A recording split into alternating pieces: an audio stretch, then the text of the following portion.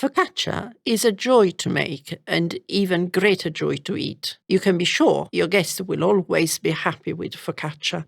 It's a part of the Apulian tradition to serve focaccia on a Friday with vegetables and fish, such as anchovies. This is my own recipe, which is similar to the one my grandmother used to make. Let's start with ingredients. 300 grams of double O flour, 50 grams of semola, 100 grams of strong Manitoba flour, and finally 150 of pizza flour. Let's add all the flours in the bowl.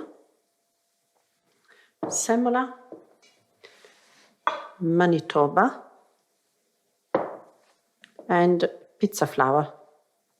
We are going to mix using a whisk to make sure that they are combined together. The other ingredients are 2 teaspoons of sugar and 3 of salt. I'm going to mix the ingredients. The other final ingredients are potatoes, which I have already boiled and I peeled, and now they are going through the ricer. I use generally small potatoes, red potatoes. Maybe you can use, if you can find King Edward's, will be fine. And these are potatoes that I actually use for gnocchi as well. Let's mix the ingredients, the potatoes and the flour. The potatoes are nice and warm. And now I'm going to make a well in the center so that I can add the olive oil, the yeast and the water. The oil we are going to use for this recipe comes from my hometown, Giovinazzo, in Puglia. It's a monocultivar, olierola, and it is cold pressed. We are going to use it just in the mixture, not for cooking, because a high temperature will make the oil lose the flavor. The aroma is quite fantastic, and I'm sorry you are not here to try it. I'm going to add 3 tablespoons of this oil. As you can see, the color is a beautiful green color. And the third one. As we have potatoes in the mixture, the quantity of water may vary. And so I'm going to add water now, which is a nice warm temperature. Not all of it, because I still don't know. And a pannet of fresh yeast. This is 25 grams. I'm adding so much yeast because this has to be fast rising. So let's mix the water and the yeast. I'm melting the yeast in the water using my fingers so that I'm sure that there are no bits and pieces left in the water. Now we start mixing the flour and the water, the oil and the rest of the ingredients.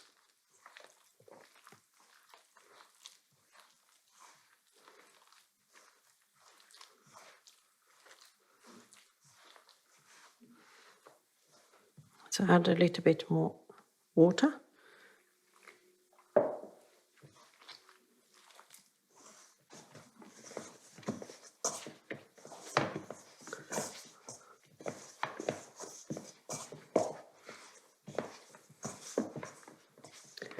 Okay, at this point, I'll sprinkle some flour.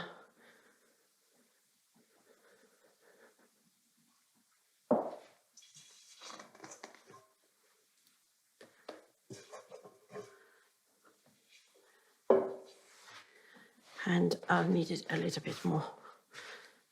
Do not overdo it.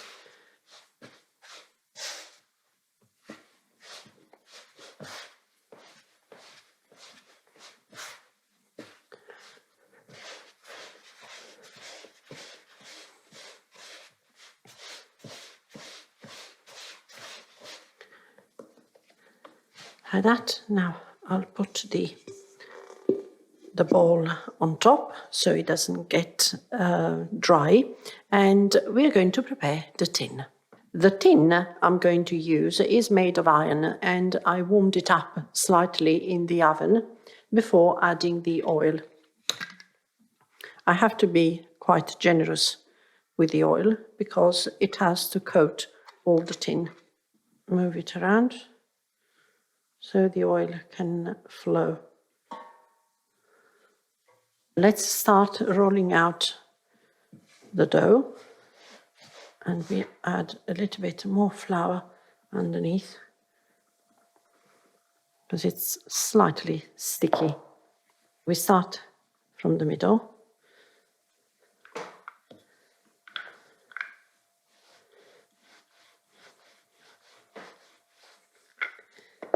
So you turn it.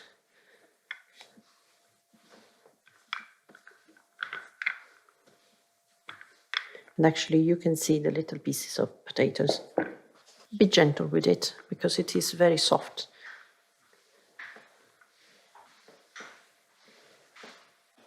Vediamo che c'è abbastanza farina questa attacca.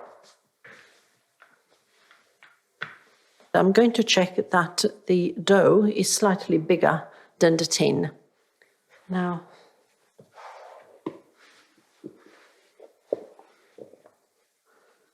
there we are, as you can see.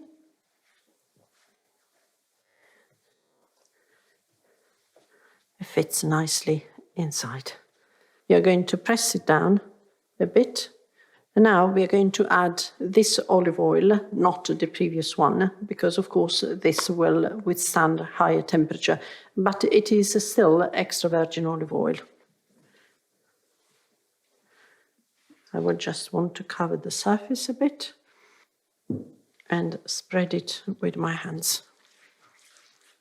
At this point, I'm going to add a little bit extra water on top. We'll cover it with cling film and let it rest until the dough reaches virtually the edge of the tin. Historically, wood ovens were used for more than just pizza. One of their primary purposes was to cook the bread for the week, and families would do this every single week. And focaccia is one of those dishes that is sort of like bread, where you can have it with different ingredients and different toppings. One of the reasons why a wood oven is particularly good for cooking bread-like products, including focaccia, is its incredible ability to retain heat. This wood oven here is made of heat-retaining stone. You might call it also like pizza stone, or it's something very similar to that. And when you burn the wood oven for a while, it holds onto its heat for a very long time. This provides a very slow release of radiation of heat that will cook bread and focaccia and products like that in a very particular way. This is not the same as cooking it in a gas or an electric oven. You might ask me, can I cook my focaccia in a standard electric or gas oven? And the answer is, of course, yes. We have the wood oven. We're very lucky to have the wood oven, so of course we're going to use it. This wood oven was started with pine wood and maintained with plum wood, actually, and that's very similar to oak, that it's a very dense wood and it's good for slow burning and it doesn't spit out as much. Pine wood, on the other hand, is not very good for maintaining heat because it burns very quickly, which makes it very good for starting. As you can see in the wood oven, we have a flame here, and really for cooking things like focaccia, we don't want to have a big flame. Of course, we need the fire because we need to heat up the oven, but it'll be ready to cook in this wood oven once the flame has died out and we can use the indirect heat from the bricks in order to cook it properly. As we get towards the final stages of getting the wood oven ready, I spread out the ashes along the oven floor so that we get a more uniform temperature around.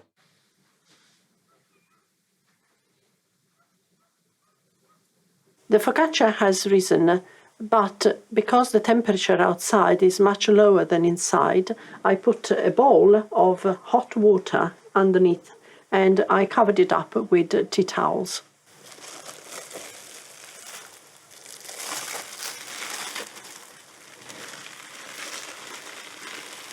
Now I'm going to put salt, pepper, oregano and our preserved tomatoes.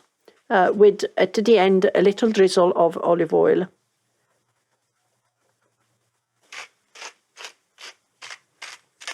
Pepper.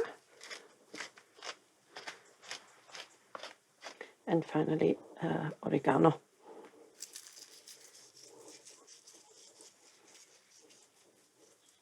A little drizzle of olive oil. And the focaccia is ready. Now Mark is going to put it in the wood oven.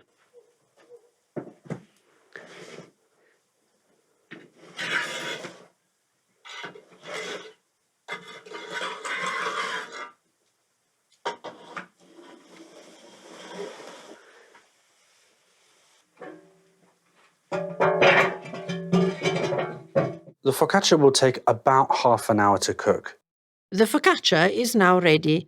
The top is a nice golden brown. The crumb is light and soft. Today we are serving it with roasted peppers and anchovies. You can also cut it in half and have it with different types of ham, mortadella or salami. Thank you for watching this Bettina cookery video. Don't forget to like the video and subscribe to the channel for more content. Until next time, goodbye!